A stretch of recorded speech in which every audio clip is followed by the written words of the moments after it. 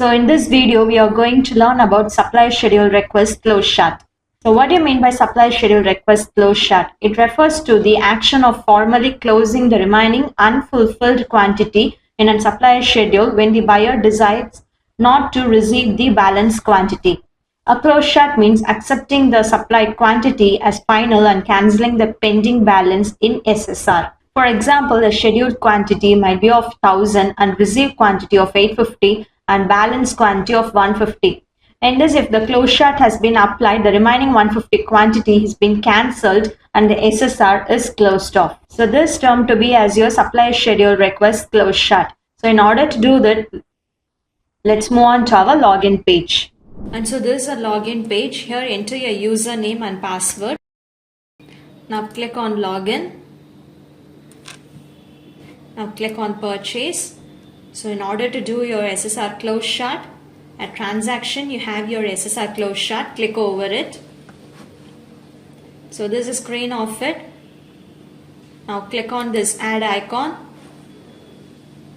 So here it folds up your location ID along with its unit and so document date where you can select it off, and so the prefix that's been given at your voucher setup and your SSR number, that's your supplier schedule request number.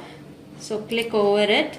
So where you will be selecting off the document in order to do closeshort, and from date and to date, followed up by the reference, so which has been given at your supplier schedule request. So that's of editable. And now click on this tick icon.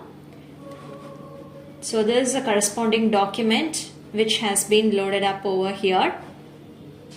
So now click on this load SSR. So here the corresponding document has been fetched up.